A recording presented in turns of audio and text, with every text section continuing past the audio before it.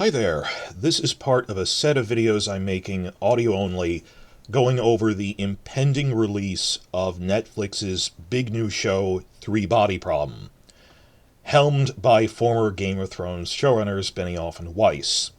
And I mean this series as a warning for fans of those books, as well as things to look out for in their new show, that these are the red flags you need to be concerned about. Because I'm really worried that the Three Body Problem fans, we did the same thing. I'm not criticizing.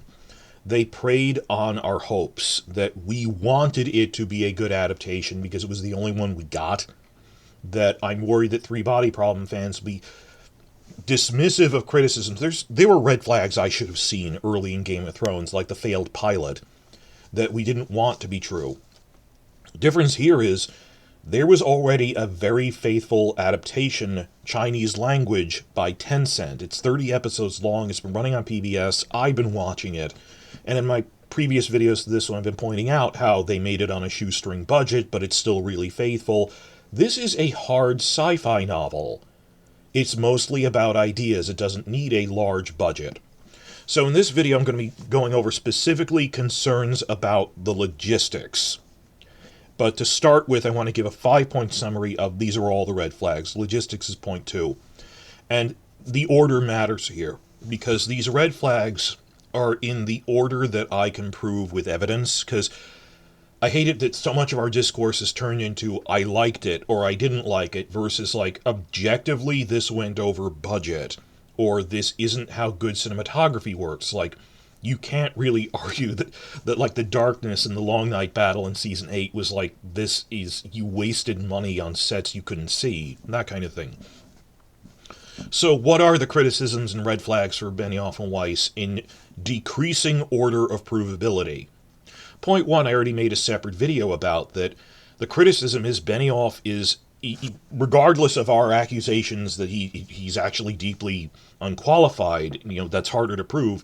Point 1, if nothing else, that he's a disloyal careerist who will abandon or rush a project to leave for a better offer when it comes up.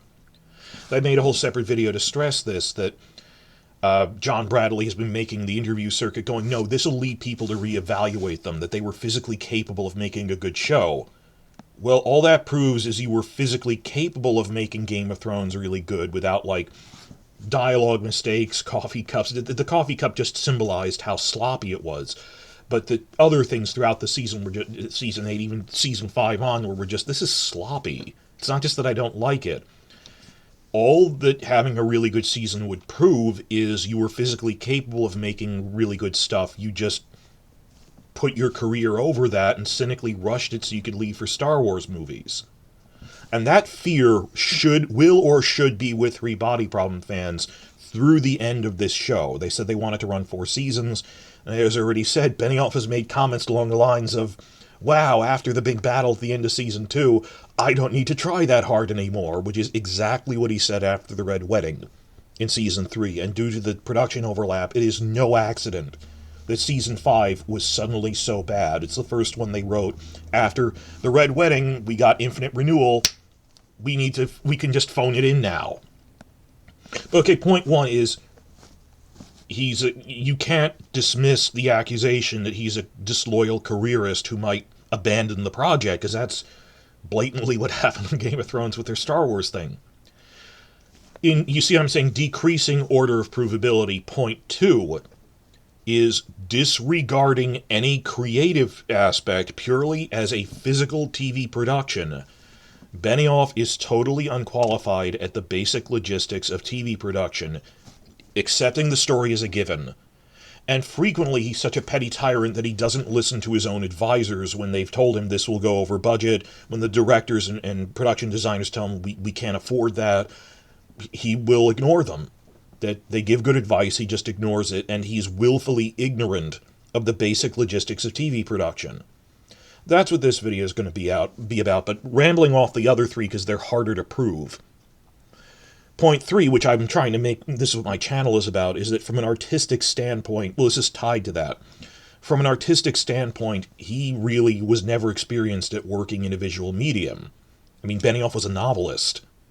So case in point, cinematography, I'm trying to make a better effort to go over. The cinematography was at best presentable. It was only good when directors were allowed to do their job. But whenever Benioff was really micromanaging them, and we have cited quotes of this, and I'm trying to show it off more, things he should have delegated to directors or cinematographers, he'd go, no, make a bunch of tight close-ups on the lead actor faces with no camera motion. And on my channel, we call this These Performances, These Faces, because it's this horrible meme, this catchphrase they'd say more than once in the commentaries. We realize it's something he drilled into everyone, that what we are trying to do is show off these performances and these faces. This was their justification for anything. And it's a real problem if even the casual viewers noticed this by the final season, because it got worse every year. More and more people went, yeah, it was even more obvious this year that it's just long shots with no dialogue of Kit Harington staring at the camera with a brooding face. That's not trying to fill time because they didn't come up with dialogue. In many cases, we have cited examples where they said we had more dialogue between this. The Danny John scene at the end of episode 2 had a lot of dialogue. They said we cut it explicitly just to focus on their nonverbal faces. Problem is, if you have a bunch of tight close-ups, you don't need expensive sets. They go to waste. Nor is it good storytelling because it's part of we're just pandering the leads. So, increasingly, the cinematography was god-awful, because this guy has never worked in television before. Why would you? And you think, well, the directors will pick up the slack. And it's possible that for Three Body Problem, he might actually listen and not do that. Now, I'm giving the rushed summary here, but this was a problem since the failed pilot, that he didn't suddenly learn. They claimed, oh, all the mistakes in the failed pilot, it was just a fluke. We learned everything by season 1. These problems came up again in the later seasons, season 5 onward, so it seems more probable that you backed off, let the directors do their goddamn job in seasons 1 to 4, then grew overconfident and started micromanaging them again. So it's even possible that Three Body Problem season 1 might have decent camera work. If it goes on, as Benioff gets more confident, you will see them starting to do the tight close-ups more and more. Hard to say how much that'll be in season 1, and I can't really prove this until when or if they get a season 2, but third point, because it's something you can point to of there's too many tight close-ups in this isn't how cinematography works. That's point 3. Point 4, which is the hardest to prove, but there is evidence, and that's what my channel is devoted to in other videos, not this one. Benioff doesn't even know how basic screenwriting works. That from things we got from like the script for the failed pilot or for season 8, he puts basic exposition in the script notes and thinks the actors can convey that. Like, Jamie and Cersei are brother and sister is a big plot point in the pilot that they didn't say verbally. Or, by season 8, paragraph-long descriptions of a character's mental state that could never be conveyed with a facial expression, that it reads like a novel because they're novelists. But the same problem was in the pilot and in season 8. So I can point to these things. I don't think he really knows how screenwriting works, or really storytelling, or if he does, he's willing to sacrifice it to pander people for awards, which is point 5, that even if he knew these things, he will pander people for awards to boost his own prestige. And it might even be relatively subtle in Three Body Problem season 1, but after he gets Infinite Renewal, this will get worse. So these are things I can't even prove in season 1, because he might back off. But there are things to look out for. Maybe he didn't back off. Maybe he is really trying to go for these performances, these faces in Three Body Problem Season 1. If you watch my channel, you know what to look out for, and I will review the series. I'll watch it and say there's specific scenes you can tell they're doing that, or maybe not. But that's the 5-point thing. I tried to run through that really quickly, so my whole channel is about 10 minutes into this podcast. But I already made a video about accepting everything else. He might just be a careerist who runs off. This video, after all that introduction, he is unqualified in the basic logistics of TV production, and he doesn't listen to his own advisors. I mean, you've seen, the Austin Film Fest thing wasn't even the first time they made that joke or said those things, but the big backlash to Austin Film Fest, October 2019, where they openly joked it was the world's most expensive film school for us. No, you are not supposed to learn as you go when you are the top showrunner on a major project. This is absurd. This is obscene. And that big names were even reacting to those things. That N.K. Jemisin tweeted out, and I put it in a lot of my videos, reacting to these things. They said that this is mediocrity failing upward, and that just that quote she had stunned of, why didn't we get the best? That instead of we could have gotten the best, we could have gotten career screenwriters, we got these really unqualified guys. What could this show have been with the best? And that should haunt you. That someone challenged them during the Q&A. Why didn't you hire other writers like HBO was pressuring you? Because we are the best. When they'd spent an hour bragging about how we're not the best, it's part of their, I'm just like you guys. I managed to fake my way into the system and to make you sympathize with them when, no, this isn't a victory for me. You cheated me out of having a good writer on this or someone who knows how logistics work. But all of those reactions to, you really don't know how to run a TV show from a business standpoint. And even a normal person would either learn some things across a decade working on a TV show or have the wherewithal to delegate these tasks to the department heads, who are experts in their fields. What we're talking about is that Benioff and Weiss would overrule the direct warnings of their department heads. Deborah Riley, the production designer, director Miguel Sapochnik. If you're new to my channel, if you're a Three Body Problem person, watch the 40-minute supercut I made of the Last Watch documentary. That's the cover video for my channel, which has Riley and Sapochnik saying the logistics on this are absurd, they don't know what they're talking about, intercut with them boasting about how amazing they are. Check that out if you haven't already. But purely the logistics of running a TV show as a physical production, they just wave it aside with, I'll find a way. Even the stuff they're really proud about, like, dear God, the video interview they did at South by Southwest 2 weeks ago, they couldn't help but bring up how amazing the Battle of the Bastards was, which is not a high point of the show to me. It's a failure because it's empty spectacle covering even that episode has a ton of plot holes in it. That they're really proud of, oh man, the horse charged. Like, that isn't a writing thing, that's a production thing that you spent money. How is that a skill? But the nightmare behind the scenes of we hired 70 live horses to really charge like that Sapochnik in interviews has talked about how, and I have whole videos on this, he got into an argument with them on a scale of months that they were not listening to him, where he said, it takes 6 weeks to train a horse to do a stunt fall. I can't change that, I can't make it shorter. And they said, well, we only have 2 weeks to film it. Find a way. And he's like, this is a physical limit. I can't make a horse learn it in shorter than 6 weeks. This is a number I was given. Or Deborah Riley, the production designer, when it's like, there is a physical amount of time it takes concrete to dry, or something like that. Something that you can't rush it, and it isn't a matter of money. They wouldn't believe them. It got that absurd, where they were not listening to reality, and they would say, it's not a matter of cost. It's not a matter of us working overtime for free. You're running into physical limitations. And they do not listen. One thing that, and this is a point of this video, HBO managed to hide from us very well throughout the run of Game of Thrones is how over budget they were constantly going. And whenever you have an incompetent buffoon as your boss, eventually the project will get done if you throw a lot of money at it. The point here isn't that they were eventually able to get these things done by going over budget and overspending, when the mark of being a showrunner is smartly running something efficiently within budget is part of the skill set and requirements for showrunning. And HBO ultimately ended up being, their parent company was really indebted. They weren't making hand over fist money. They had to get bought out by AT&T after the show ended. Was it turning a profit? Yes, but it should have been making like 3 times whatever they spent on it.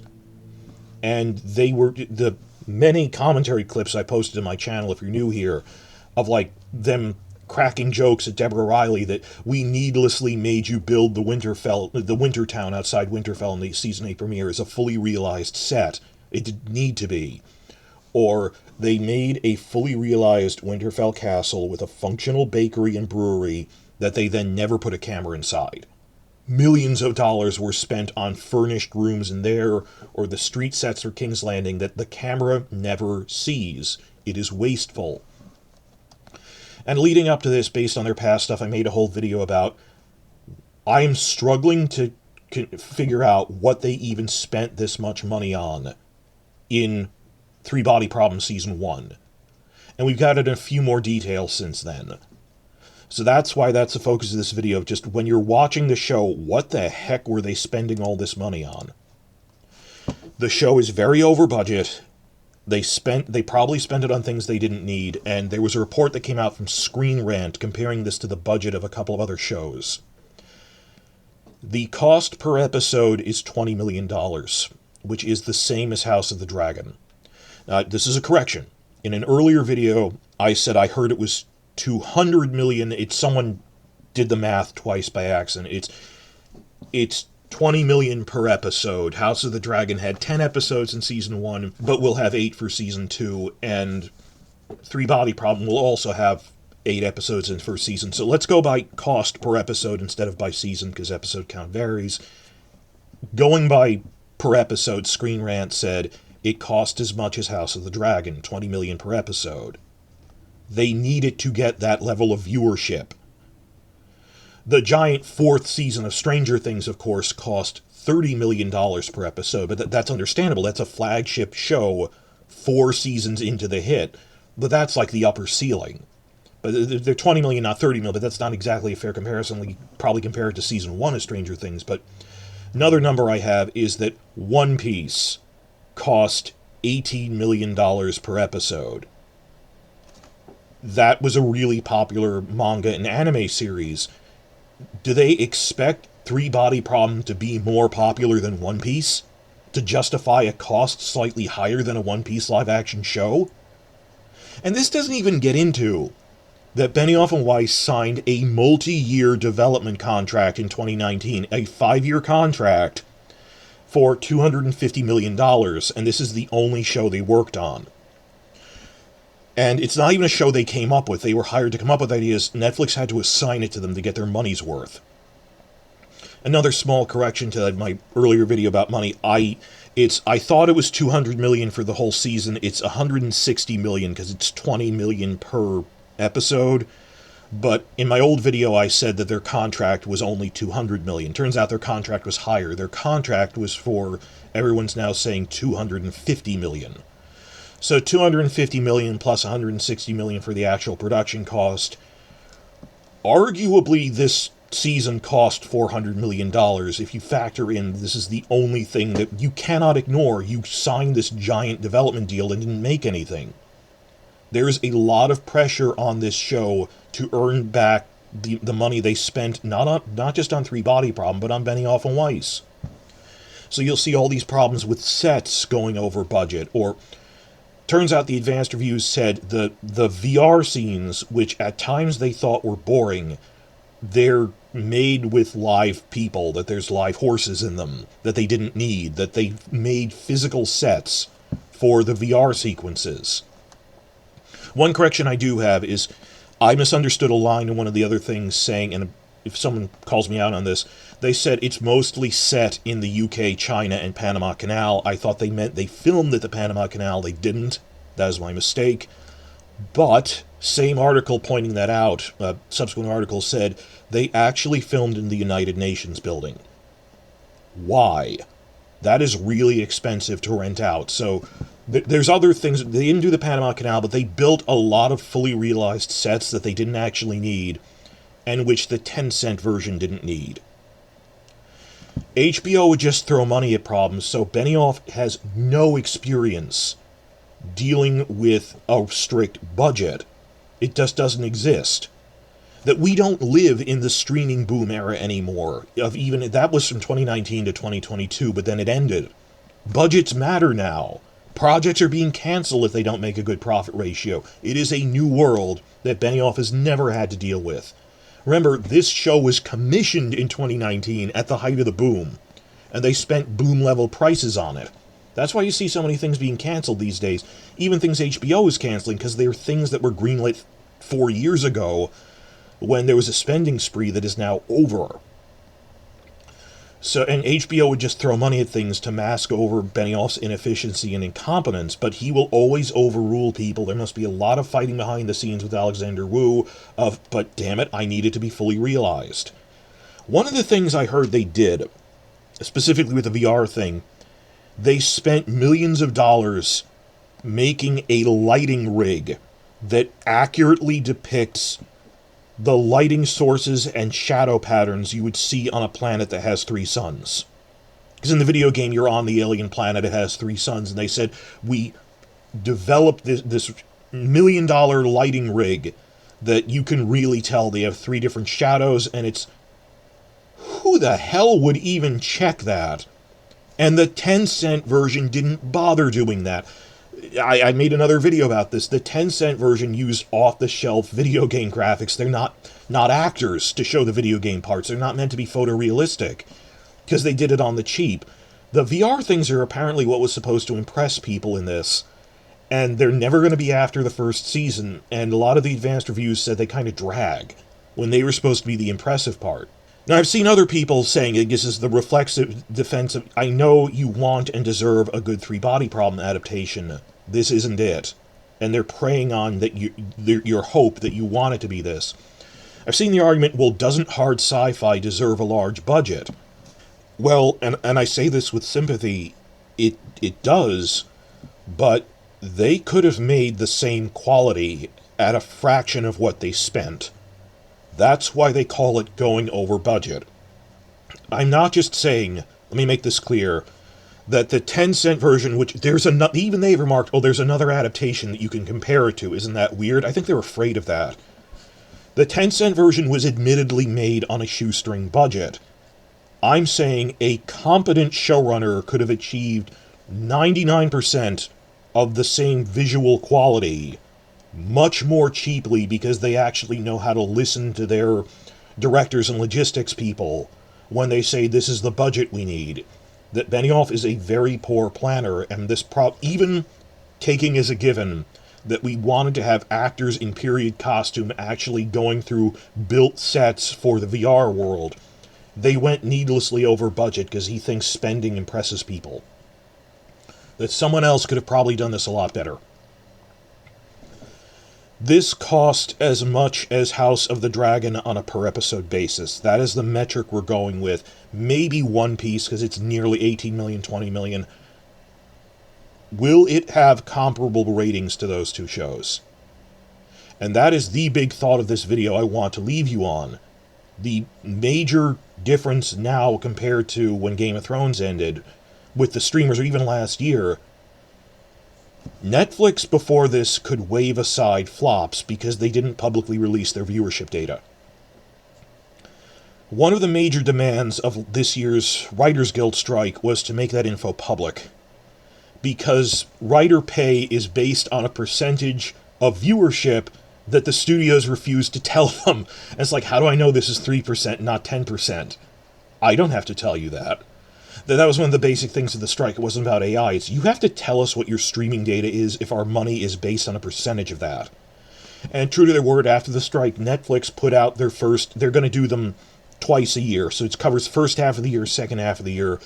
It was interesting looking at, and even it does say there's multiple ways to read this, because it's per minute, and it doesn't make a distinguishment between, well, this was the top show in Latin America, might not get the best ratings objectively per minute compared to a show in the United States, but it also doesn't measure, well, relative to the show's cost, this actually did really well.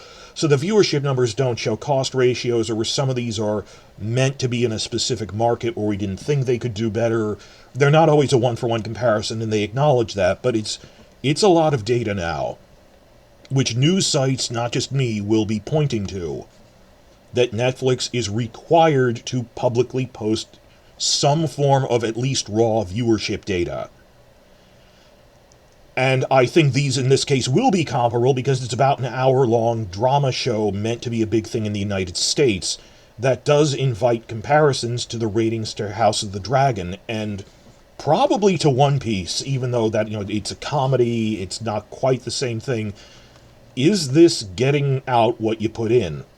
Particularly in this age where it's post-peak, it is now a drought, they've overspent, they realize it's not about subscriber growth, it's about revenue. And unfortunately, that means even if the end product we see on screen is good through some miracle, maybe because Alexander Wu was babysitting them and he turned it into a good show, or even more miraculously, that Benioff and Weiss actually turn out a great product that captures the national zeitgeist and is really popular. How popular does this need to be to make back the money they spent on it? At least the viewership levels of House of the Dragon. Other shows that we'll find that had a $20 million per episode price tag.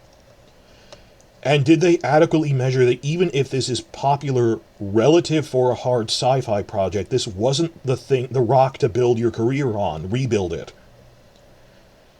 And on top of that, a separate, less tangible argument is, well, sometimes some shows are awards vehicles, meant to anchor the thing as, well, this is what gets people for the awards, even if the ratings aren't that high. Succession did not have as high viewership as Game of Thrones or House of the Dragon. The Crown did not have the highest viewership compared to Stranger Things, but it was the thing dominating awards. It's a prestige thing. And conceptually, I understand that. July, we are going to get Netflix's half-year viewership report. That they put them out every half year, so middle of the year, we're going to get the viewership report on how everything in spring did. Within roughly the same 1 month time window, July is when the Emmy nominations are announced, because the cutoff is in May. So there's going to be this 1 month window where potentially the ratings are far below what would justify the expense, and is this supposed to be a star vehicle for Emmys? Because unless, of course, the Netflix, like every other studio, will, of course, be playing the inside politics thing, heavily promoting this for Emmys, but you'll see how broken the system is, that Game of Thrones Season 5 onward managed to win Best Emmys a few times, but even that didn't manage to get acting wins for anything more than Peter Dinklage. Even on the basis of, well, Harrington didn't have a good year this Season 5, but he's due for Season 1. It didn't happen. Advanced reviews are saying that the invented characters are presentable, but even like Jonathan Pryce is a good actor, but there's only so much he can do with it. Or Rosalind Chow, good actors, but will this get... I don't think this would get a lot of acting awards. And even that it's not really that kind of drama, it's more of a hard sci-fi. Will this get Writing Emmys or Best Show Emmys in a stacked year with so many other projects coming out against House of the Dragon? So July, we could see that potentially, is the worst case scenario admittedly, this thing didn't get any Emmy nominations and the viewership is really low on top of everything. So we'll only really be able to assess this by maybe July when we get the numbers. So what do I think is going to happen with all this? Well, unlike Game of Thrones, where Benioff and Weiss secured the rights before they started screwing with everything that they owned, Martin couldn't fire them. Benioff and Weiss, to my knowledge, don't own the adaptation rights. Netflix does. Netflix itself. Netflix bought the rights from Yuzu Group in China. Then Netflix assigned Benioff and Weiss to it to get their money's worth out of the 5-year contract they weren't doing anything with. A 5-year contract signed in 2019, which is up later this year. Think about that. Because their contract is for 5 years and it's up now, there is a real non-zero chance, just non-zero, that Netflix could decide to cut their losses on Benioff and Weiss after July when the contract is up. I actually don't think that necessarily means the show will be canceled. I specified cut their losses on Benioff and Weiss. Just that they'll boot Benioff and Weiss off the project and make Alexander Wu the sole showrunner. That is our best case scenario. The book fans get a better adaptation under just Alexander Wu. They stop putting as much pressure on it to be the comeback of Benioff and Weiss, and Benioff and Weiss are given the boot. which is the most shameful thing you can endure as a showrunner. Worse than a project being canceled is, no, the project is great, we want you off. Replacing a showrunner is the most embarrassing thing, and that's what I hope for more than a cancellation.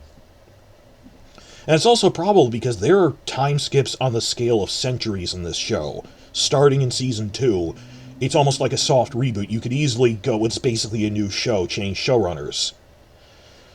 I'm just saying that's a non-zero possibility. I don't think it's probable, but you can't predict crazy, and the problem is Netflix has made a lot of stupid decisions lately that are not in its own best interest.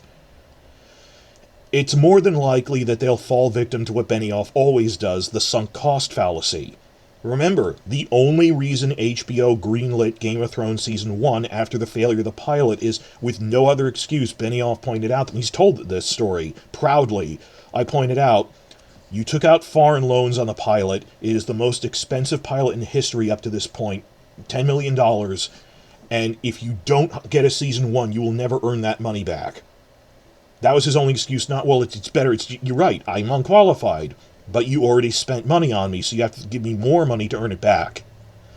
Star Wars didn't think that way when they booted him out, that, yeah, we're losing this project. He was actually trying to make an early Jedi thing, they're trying to do that with other people now. I'm really worried that even smart people fall for this, the sunk cost fallacy of, we spent $250 million to hire these morons. Do we give them more projects to get our money's worth, or realize they weren't worth what we paid them? Unfortunately, I don't think Netflix is capable of doing that, but what is the threshold? Is there a specific number of ratings where they decide, this gets 50% of the viewership of House of the Dragon, is the point at which we boot Benioff and Weiss off of this? Is it 40%? 70%? What is the threshold of there's no Emmy nominations and the viewership is really low? I don't know. It might not even exist. I mean, how bad does something need to flop before you can't even keep these guys? So the point of this video is, when you're watching Three Body Problem, if you're watching it, look for, they did that as a real set. Did they need to? Are they overspending on this? And come July, look at the official ratings reports, which, unlike before, they actually need to post now, of the viewership for this is not good. Then again, something weird could happen and it become a national phenomenon. I don't know. Maybe even a shaved-down version of this, without the Chinese cultural elements, without the extra science stuff, might just intrigue people so much they watch it anyway. I mean, some shows could become like a cult favorite, like 1899, Dark, just become a hit because Netflix aggressively promotes them in the algorithm. I can't predict that, if maybe even despite all of its flaws, and people said it didn't fall on its face, it was just slowly paced and the characters were a little flat. Maybe it'll intrigue people anyway. I admit I can't predict that. The problem, of course, is that Netflix itself has been inviting the comparison that this will be the next Game of Thrones scale hit. This will be the next Stranger Things. That they wanted to twist and mold this hard sci-fi novel into the next Star Wars, and then assigned Benioff and Weiss to it to get their money's worth out of them. So my hope is, best case scenario, they get booted out as showrunners and Alexander Wu gets put in sole charge. We won't know. This will be interesting. I can't predict what is the reaction to this show going to be. And we're not going to get the full numbers until middle of the summer.